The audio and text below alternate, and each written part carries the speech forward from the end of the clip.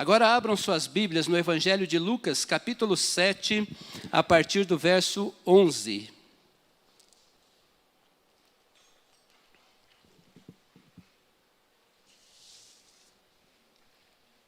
Pastor Samuel, de manhã, ele falou que a biografia do Jabes é a mais curta de toda a Bíblia, mas com uma orientação muito profunda. E nós estamos aqui diante de uma história muito profunda, mas também bastante curta. Uma história de um milagre maravilhoso, mas uma história curta, mas com ensinamentos profundos, muito profundos para nós. Então vamos ler. A ressurreição do filho de uma viúva. Eu intitulei aqui este momento de palavra como Quando a vida e a morte se encontram. Então vamos ler.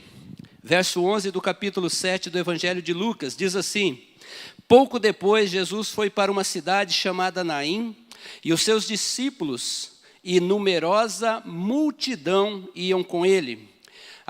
Ao aproximar-se do portão da cidade, eis que saía o enterro do filho único de uma viúva, e grande multidão da cidade ia com ela.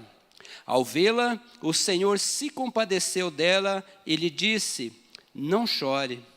Chegando-se, tocou no caixão, e os que estavam carregando pararam.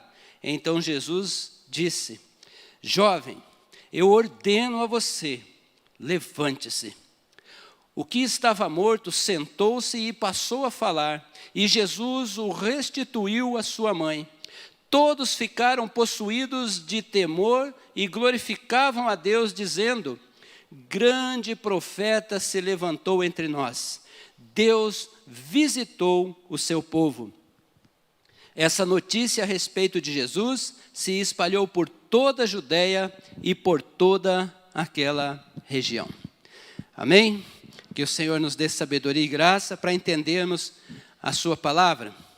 Meus irmãos, nós estamos diante de um acontecimento miraculoso, de um acontecimento sobrenatural. É evidente que quando nossos olhos passam pela leitura da palavra, às vezes nós não detemos para meditar na grandeza de cada acontecimento.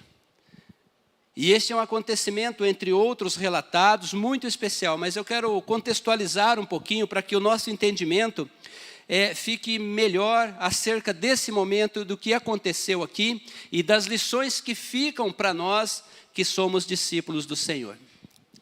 Naim é chamada aqui nesta tradução de cidade, em algumas traduções mais antigas era chamada de vilarejo, e no contexto dos comentaristas bíblicos, eles entendem que fosse também um vilarejo ou uma cidade muito pequena, e ficava ali a cerca de 10 quilômetros de Nazaré e a 35 quilômetros de Cafarnaum, onde foi a maior parte do ministério de Jesus e onde morava Pedro. E quando a Bíblia relata sobre a viúva deste lugar, que está saindo com uma multidão, nesse momento fúnebre, neste momento para o sepultamento do filho, nós não temos nenhuma informação além disso da identidade desta mulher. Só sabemos que ela chorou a morte do seu marido, afinal era viúva, e depois estava chorando a morte do seu único filho, ou seja, ela estava ficando literalmente sozinha.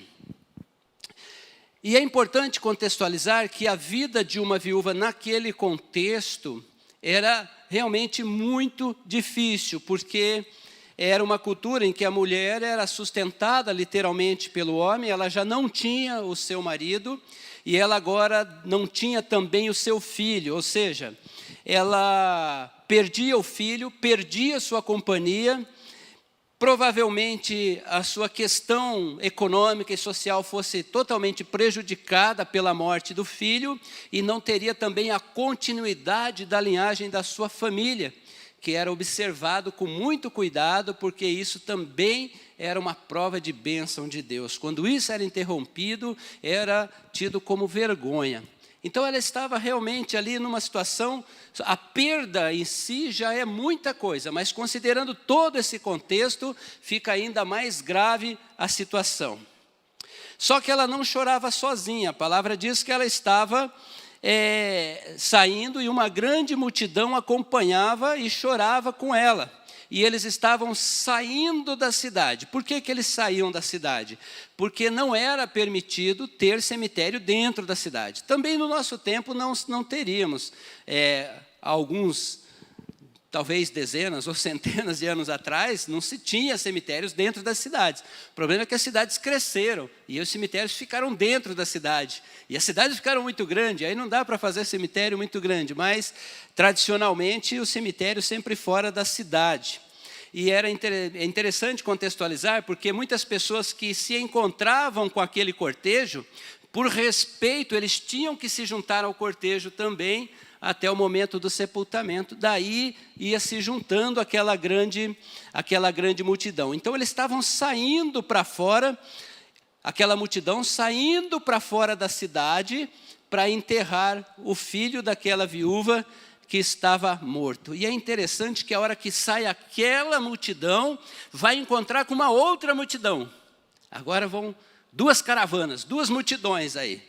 Veja que o verso 1 diz assim, olha, pouco depois Jesus foi para uma cidade chamada Naim, e os seus discípulos e numerosa multidão iam com ele.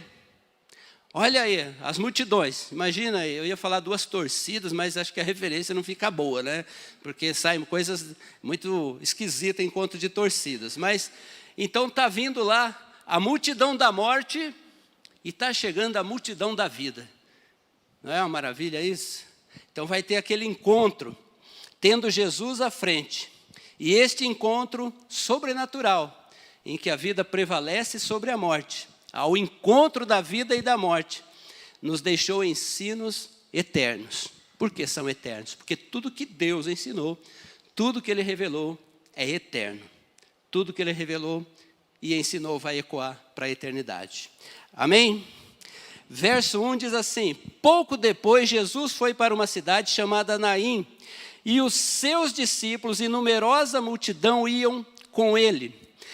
Antes de Jesus ir para Naim, vale lembrar que ele está vindo de Cafarnaum. E em Cafarnaum, um centurião tinha um servo que estava doente à beira da morte.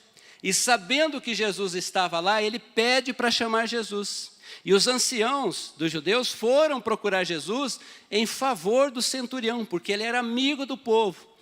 E Jesus atende aquele pedido, e quando Jesus está indo, o centurião manda dizer, Senhor, eu não sou digno de que o Senhor entre na minha casa, mas eu sou homem de autoridade também, eu tenho servos, eu digo para eles irem, eles vão, ou fiquem, eles fiquem. Então, eu sei que se o Senhor dizer uma palavra, o meu servo vai ser curado. E o Senhor se admirou com aquela fé, e o servo daquele centurião foi curado. Então ele saiu de uma situação em que havia uma pessoa à beira da morte com um fio de esperança, e ele agiu e curou aquela pessoa.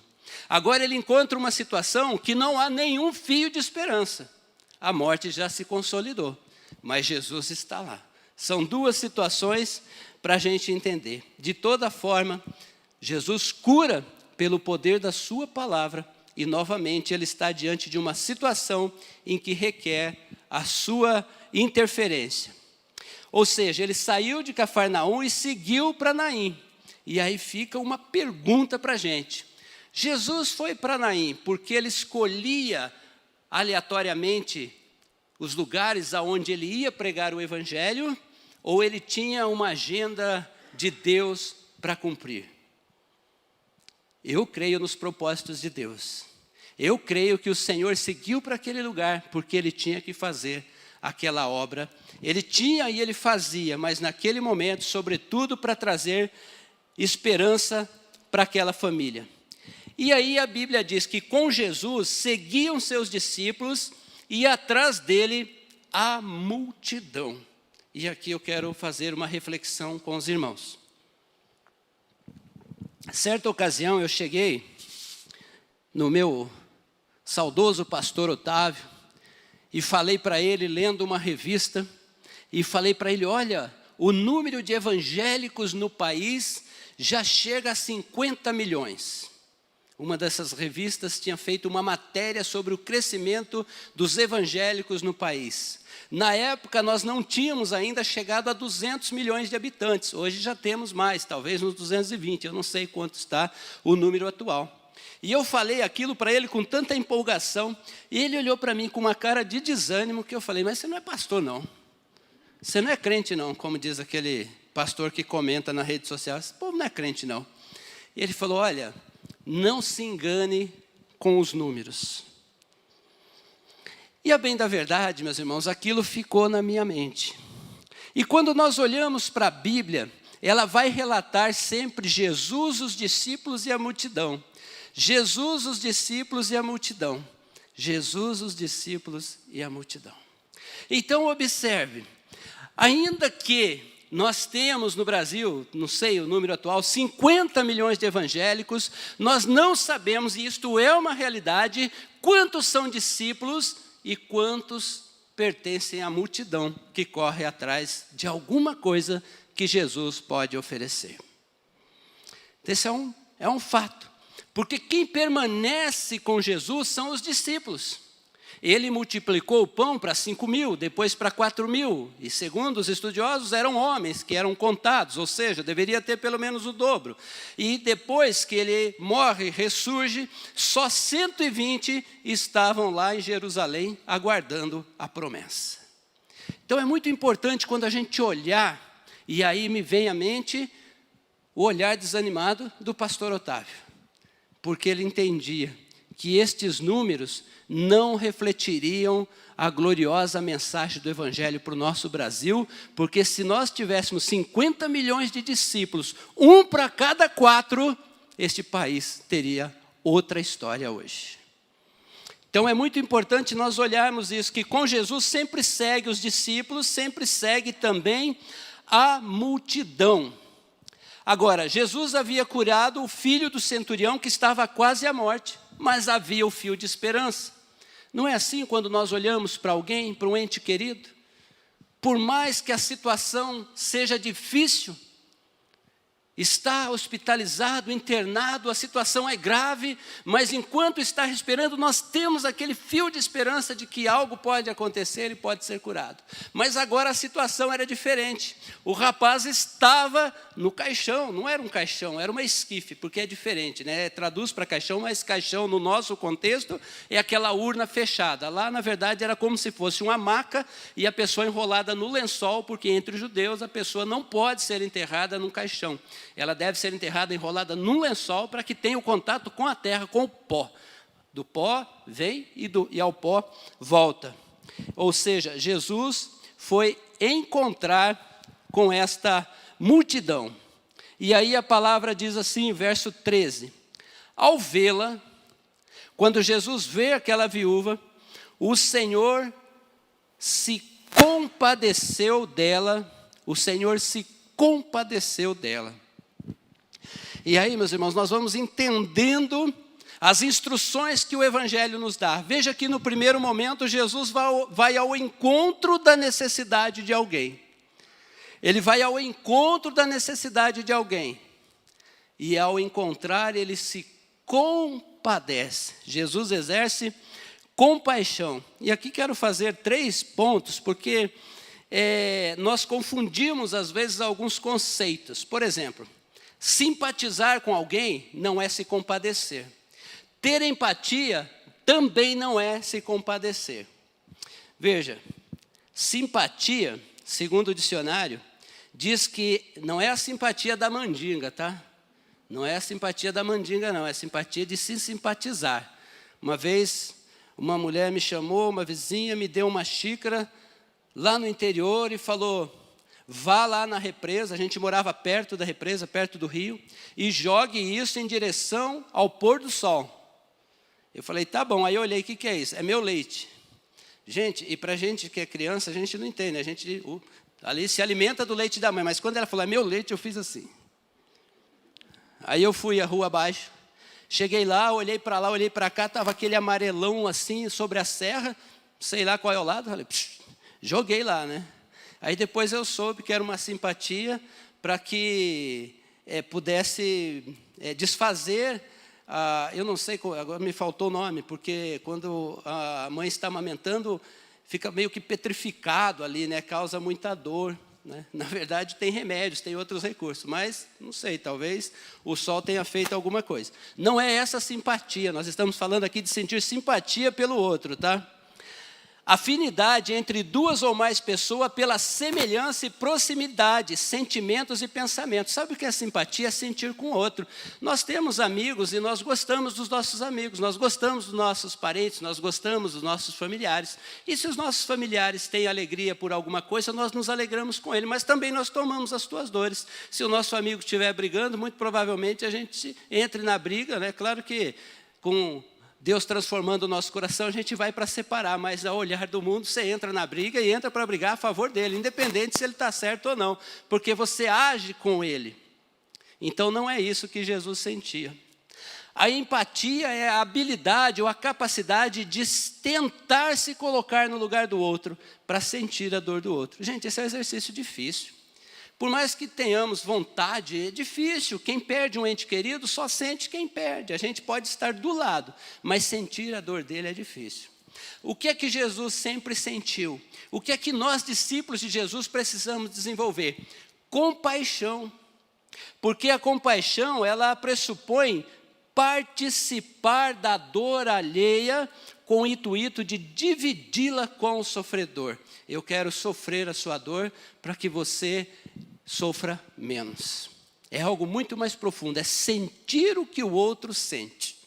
O que Jesus tem neste momento é sentir nele a dor que esta mulher sentia ao ver o seu filho sendo levado para o derradeiro curso da vida.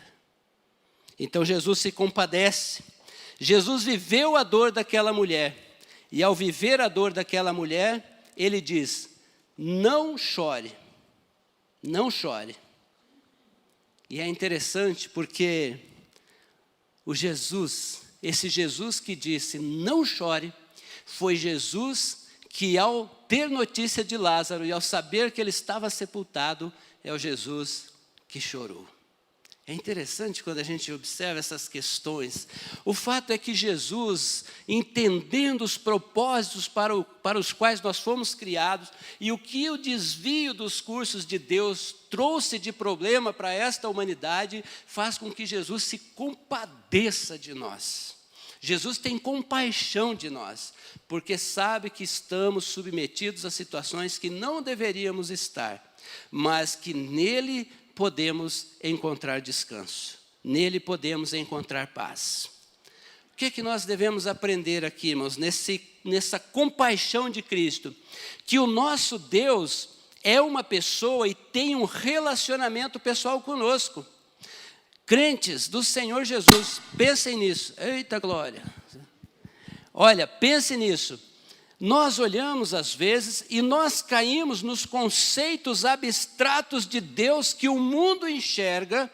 Quem é Deus? Deus é paz, Deus é amor, Deus é vida, Deus é bondade, Deus é tudo isso. Deus é, sim, todas estas coisas, mas que se manifesta na minha e na sua vida por uma relação pessoal com Deus.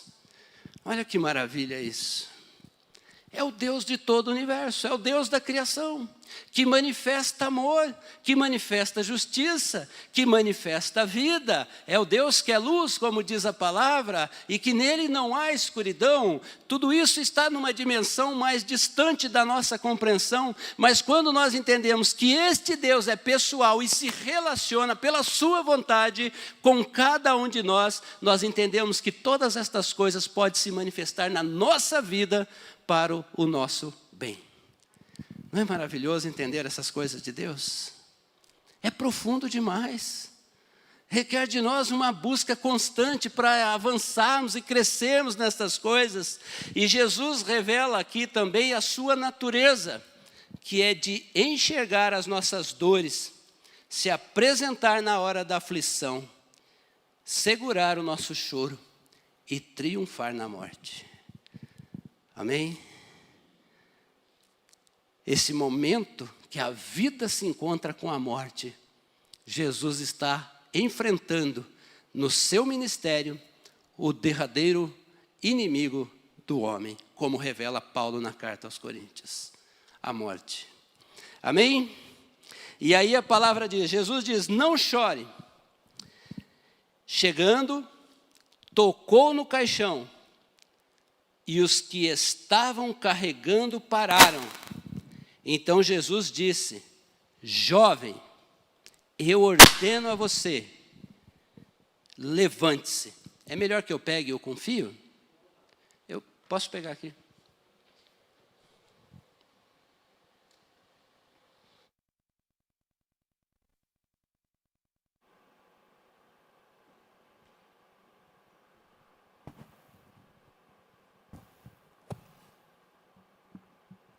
O músico que for usar depois, não esquece de pôr a touquinha aí no microfone. Voltando. Chegando-se, tocou no caixão, e os que estavam carregando pararam. Então Jesus disse, jovem, eu ordeno, levante-se. E o que estava morto sentou-se e passou a falar. E Jesus o restituiu à sua mãe. E Jesus o restituiu à sua mãe. A restituição, quando vem de Deus, é algo maravilhoso. Teve um tempo que teve um louvor que fez muito sucesso nas igrejas. Restitui, restitui, traga de volta o que é meu. Lembra disso? Aí eu lembro do pastor que pregou num congresso da juventude, bravo com esse louvor. Ele falou, irmãos, nós ficamos gritando, restitui. Nós temos que saber o que nós pedimos para Deus. Às vezes a pessoa está lá, largada na calçada, usuário de droga, e Deus tira daquele momento, transforma a sua vida, restitui a sua família. Mas em algum momento bate uma tristeza no coração, ele tem saudade, não sei do que, ele fala, Deus, restitui, traga de volta o que é meu. Mas o que era teu, meu filho? A calçada. Deus transforma e faz tudo novo. O que Deus restitui é aquilo que é essencial à nossa vida. Família, amor, relacionamentos, é isso que Deus restitui. Amém?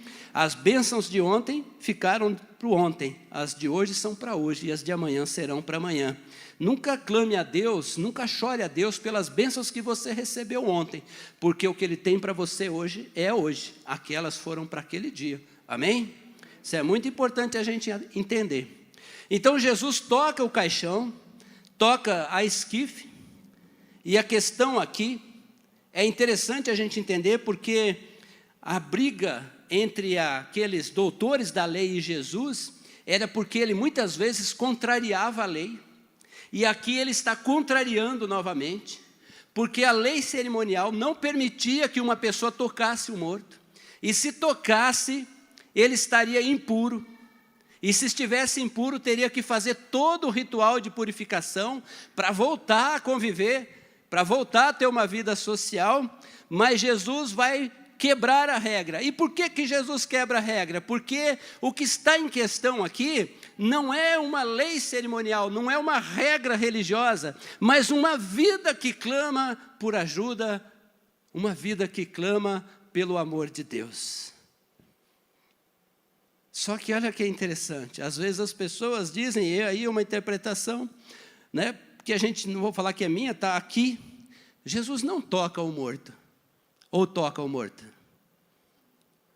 Jesus via ali uma pessoa morta ou uma pessoa viva? Jesus toca uma pessoa viva. Ninguém podia dizer que ele estava impuro, porque Jesus tocou aquele que estava vivo. Olha isso, irmãos, olha a profundidade disso. E qual é a lição que isso traz para a igreja? Veja, Jesus vai ao encontro da necessidade. Jesus se compadece, exerce compaixão. E agora ele quebra uma regra, porque era preciso trazer vida e esperança, que é mais importante do que aquela regra cerimonial. Mas olha o que acontece. Jesus é puro. As pessoas eram tidas como puras quando seguiam as regras da lei, mas quando tocavam morto se tornavam impuras. Ou quando tocavam leproso se tornavam impuras. E Jesus toca leproso e toca a pessoa morta. Só que o que é puro toca o impuro. Mas aquilo que é impuro não torna Jesus que é puro impuro. Ao contrário, está dando quase um trava-língua, né? Mas é o puro que transforma aquilo que é impuro. E esta deve ser a relação da igreja com o mundo. Por isso que nós lutamos contra a mundanização da igreja. Porque não é o mundo que tem que transformar a igreja, mas a igreja que tem que transformar o mundo. Não é quando eu vou para fora que eu tenho que absorver aquelas coisas, porque eu tenho que ter uma boa convivência social, então eu tenho que absorver aquilo. A minha presença, o meu testemunho precisa levar a alguma transformação.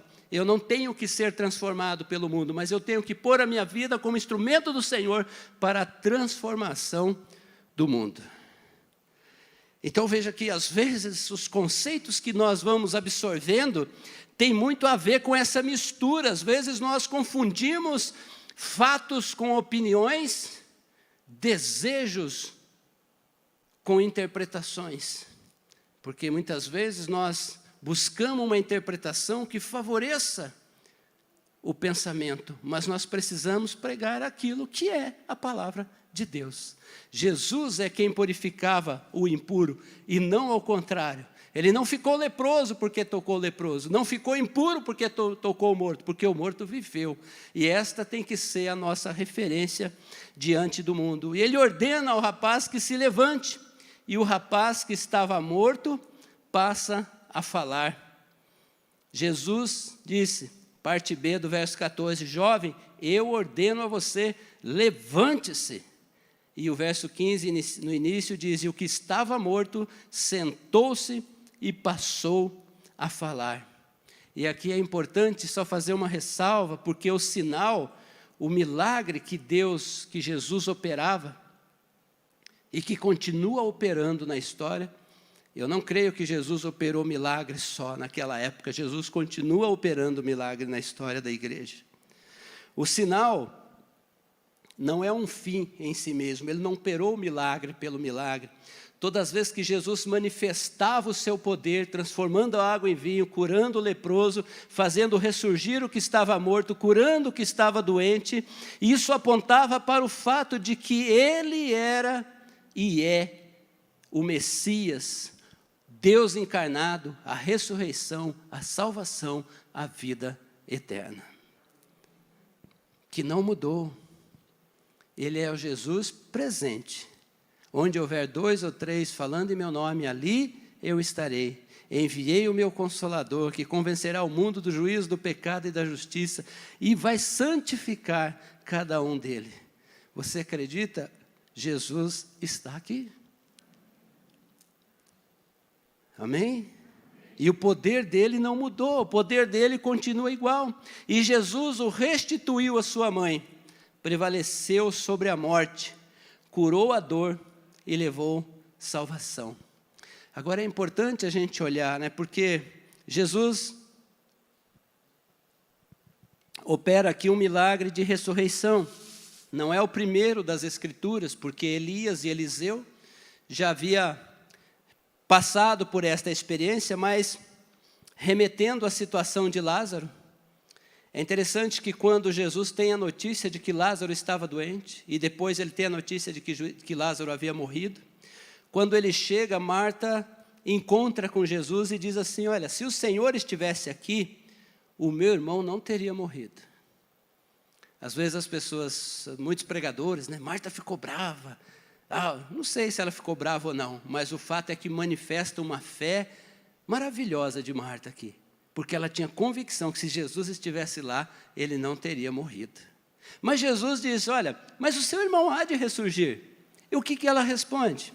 Eu sei que há de ressurgir na ressurreição do último dia. Havia esperança entre o povo judeu também na ressurreição do último dia. Havia divergências doutrinárias entre eles. Não imagino que estas coisas são novas, não. As divergências já vêm de muito longe. Havia os que não criam na vida eterna, havia os que criam na ressurreição, os que não criam. Mas o fato é que eles também tinham essa esperança. Mas o que Jesus estava dizendo era o seguinte: olha, eu não estou falando que haveria vida se eu estivesse aqui, ou que haverá no último dia. Eu estou dizendo que vai haver agora, porque eu sou a ressurreição, a vida, e quem crê em mim, ainda que morra, viverá. Meus irmãos, nós cremos neste Jesus relatado nos evangelhos, e tudo que está escrito aqui, e nós cremos neste Jesus que virá buscar a tua igreja, amém? Mas nós temos que crer no Jesus que está hoje aqui também. E às vezes nós esquecemos disso. Jesus que veio, Jesus que virá e o Jesus que está. Jesus continua operando hoje. Amém? E aí acontece que ele, fazendo com que o jovem volte à vida e restitui a sua mãe, acontece, verso 16, diz assim: todos ficaram possuídos de temor e glorificavam a Deus, dizendo: grande profeta se levantou entre nós, Deus visitou o seu povo. Uma frase pequena, que poderíamos dizer: olha, o povo ficou muito espantado. E não haveria de ser diferente, afinal de contas, está vendo ali alguém que estava morto se sentar e começar a falar e ser restituído à sua mãe. Mas nós precisamos ir um pouco mais fundo, inclusive para que sirva de lição para nós hoje, porque a palavra de Deus é instrução para todo o tempo. Quando nós olhamos para esta fala, ou quando nós lemos esta fala do povo, grande profeta se levantou entre nós, Deus visitou o seu povo, nós precisamos olhar para uma situação um pouco mais profunda, que nos estudos teológicos é chamado de período interbíblico, intertestamentário, ou é também chamado período do silêncio de Deus, que é aquele período do momento do tempo de Neemias, onde Malaquias escreveu o seu livro.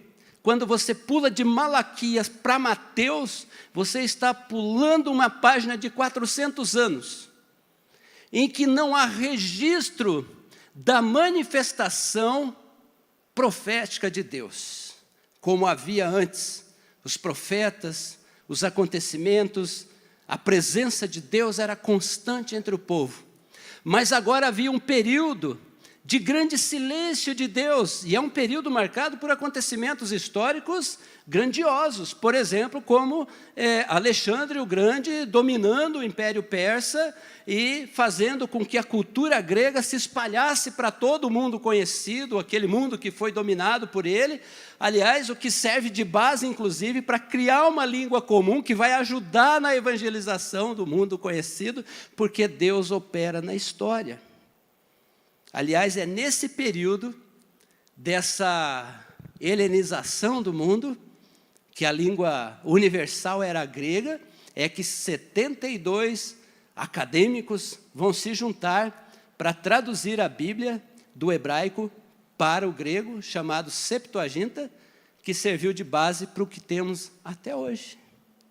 Mas havia um silêncio de Deus neste tempo, e agora este povo está vendo um jovem que estava morto se levantar. Mas eles sabiam que estas coisas eram possíveis, porque eles ouviam dessas coisas, eles estudavam essas coisas. Eles sabiam que Elias visitou uma viúva e que o filho dela morreu, e que na oração dele Deus fez com que ressurgisse. Que Eliseu foi lá e por meio da sua vida Deus fez ressurgir o filho da sunamita. Então eles conheciam, mas há alguma coisa aqui especial. Uma coisa é eu saber de ouvir falar, a outra coisa é eu contemplar com os meus olhos. Eles estavam vendo a manifestação de Deus na frente deles agora, diante dos olhos deles. E por isso eles dizem: grande profeta se levantou entre nós, Deus visitou o seu povo. Eis que agora o povo estava maravilhado. Só que tinha ainda algo que o povo não sabia, que quem estava diante deles era o autor da vida, vencendo o último inimigo, a morte.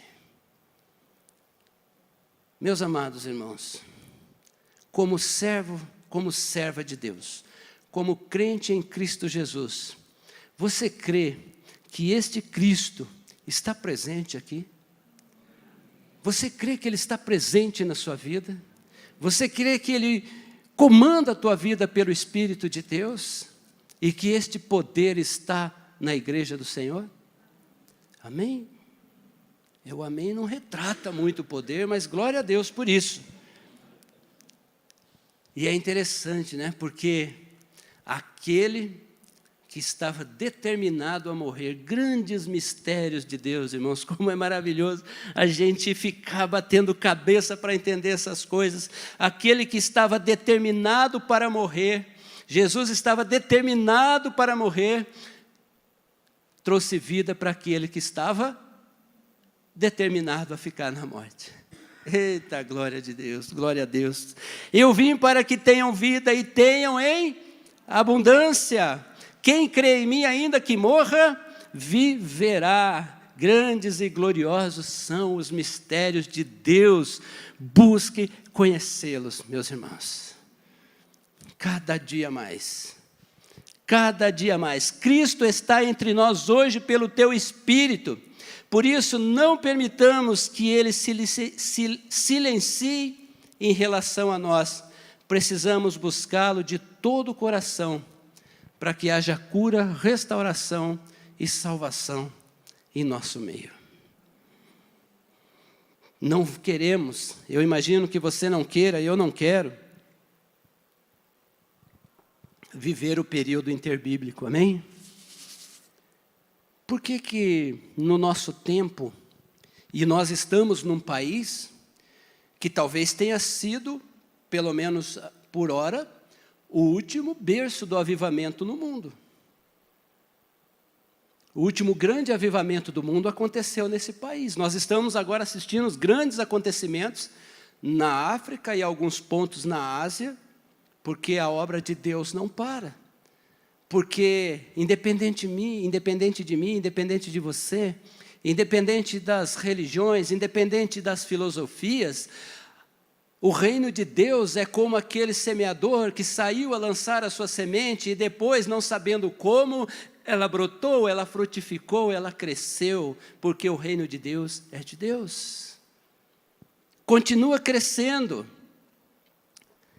E nós precisamos, irmãos, e eu entendo e creio que Jesus está presente, que Ele tem poder para curar, que Ele tem poder para restaurar, que Ele tem poder para transformar, que Ele tem poder para mover a Brasilândia, para mover São Paulo, para mover o mundo, mas nós precisamos buscar ir ao encontro desse Senhor. Nós precisamos nos render, porque Jesus veio para cumprir a obra de Deus, como revela Gálatas, que na plenitude do tempo, Deus enviou o seu Filho para mostrar a obra de Deus, reacender a fé daquele povo, e que Ele possa reacender a nossa fé neste lugar, neste tempo, para que a gente não adormeça na rotina de uma igreja, de uma religião, mas que sejamos parte do organismo do Espírito Santo de Deus neste mundo. Porque Deus pode, e o mundo espera ver em nós a glória de Deus. Era preciso reacender a fé daquele povo, e é preciso reacender a nossa fé hoje. Amém? Permita-me dizer, e é importante fazer sempre essas ressalvas, eu particularmente, irmãos, entendo que nós estamos passando um momento de transformação no meio cristão. Não sei de que maneira e nem onde vai dar, mas eu sei que é como se fosse um rearranjo das coisas. Nós passamos por muitos acontecimentos, muitas ondas, muitos modismos, muitas coisas, e parece que as coisas vão assentando. Mas eu, gosto da frase de Martinho Lutero: não dê ouvidos a nenhuma palavra que contrarie as Escrituras, ainda que venha cheio de sinais e milagres. Amém? Não dê ouvidos e nem atenção aos sinais miraculosos, se não estiver de acordo com as Escrituras. Eu creio nos milagres, creio no poder, creio em tudo isso, se estiver de acordo com a palavra de Deus. Nenhum sinal é maior do que a palavra de Deus. Jesus é o Senhor da igreja, e a igreja é formada pelos discípulos, embora a multidão acompanhe a igreja. Leve isso para a sua reflexão. Leve isso para a sua reflexão. Nem todos que me dizem Senhor, Senhor entrarão no reino de Deus. É preciso separar discípulos da multidão. Não que a multidão não seja merecedora da graça e misericórdia de Deus, mas aqueles que caminham para fazer a obra de Deus precisam ser discípulos do Senhor e aprender com Ele. Jesus caminha ao encontro dos necessitados, e assim nós devemos fazer e ser. Fazer e ser. São dois pontos importantes. Nós devemos fazer, mas precisamos antes ser. Jesus é compassivo, como também devemos ser e fazer. E fazer. Certa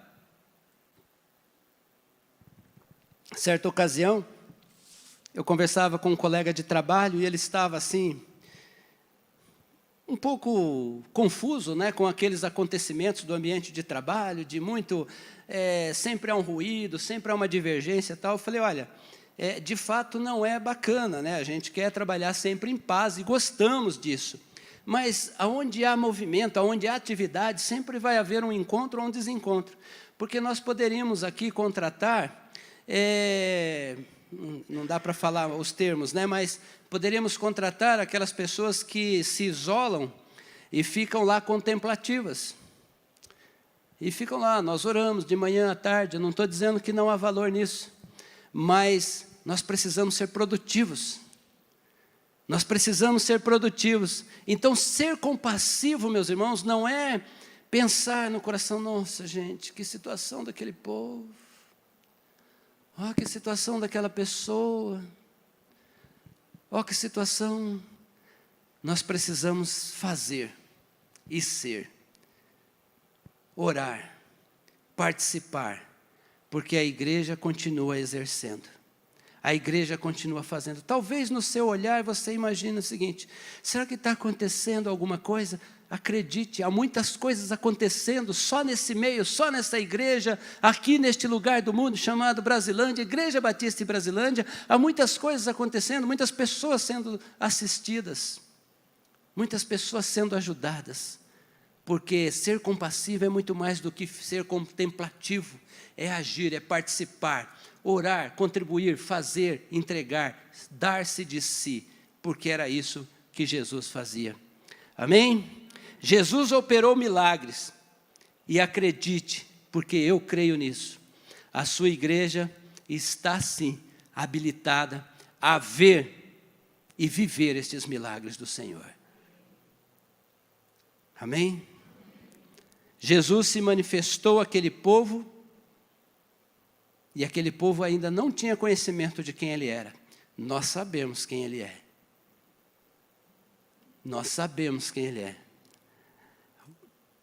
Fechando, Jesus, Ele faz uma menina de 12 anos que estava morta se levantar e comer, a filha de Jairo. Ele faz um rapaz que estava morto se levantar, falar e ser restituído à sua mãe. Ele faz um que estava morto há 4 dias levantar e espalhar as suas vestes pelo poder da sua palavra. Pelo poder da palavra que temos conhecimento e pelo Espírito que opera em nós. Meus irmãos, minhas irmãs, pensem na grandeza disso. Reflita a grandeza disso, pelo poder da palavra que nós temos conhecimento e do Espírito que habita em nós. Gente, é maravilhoso demais.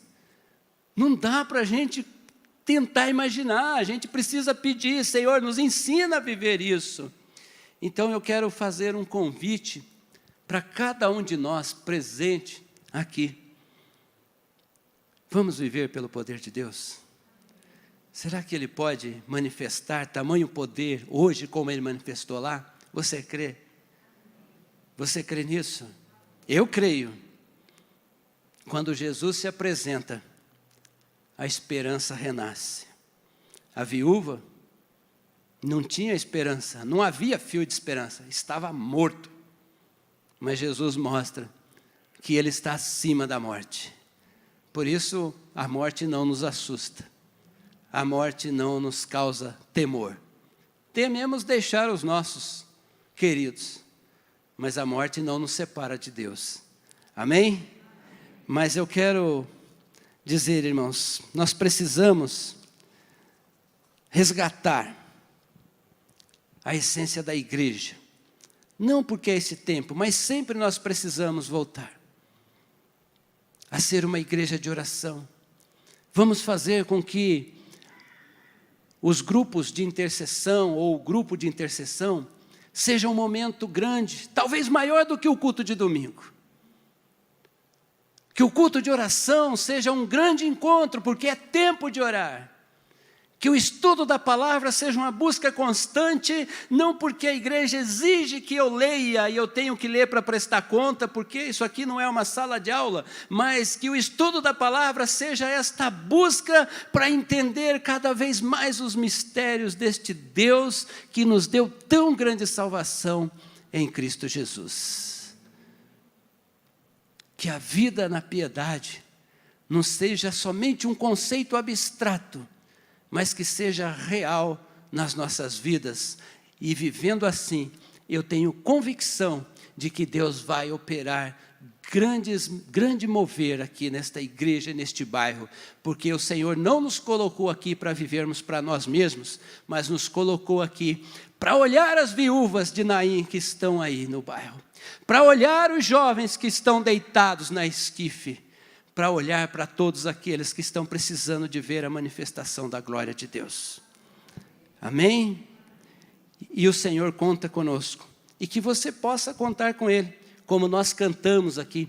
Ele transforma a alegria, a tristeza em alegria. Amém? Vamos orar? Fique em pé, vamos orar para a gente despertar um pouquinho, depois vamos cantar novamente com o grupo. Deus soberano Pai, louvado seja o teu grande nome, Senhor. Obrigado por tua palavra revelada. Senhor, nós não conseguimos, ó Deus, conceber no nosso entendimento tamanha maravilha que é a presença do teu Santo Espírito em nós. Esse conhecimento do Senhor, de saber que somos feitos filhos de Deus em Cristo Jesus e que por Ele nós podemos, ó Deus, fazer, ser igreja, operar por meio do seu poder em favor daqueles que necessitam. Senhor nosso Deus, queremos assim como este povo, Deus, do vilarejo, disse espantado, grande profeta se manifestou em nós, ou se manifestou entre nós. Deus visitou o teu povo. Nós sabemos que o Senhor está presente na tua igreja, mas te pedimos, Senhor, visita-nos de forma especial, faça reacender a chama da nossa fé, não nos deixe, Senhor, sermos levados apenas por uma rotina de celebração, de uma cerimônia, mas que sejamos movidos pelo poder do seu Santo Espírito, Senhor. Porque nós somos a sua igreja, porque o Senhor nos convocou para ser o teu povo, Senhor. Nós te louvamos e te agradecemos por isso, em nome de Jesus. Amém.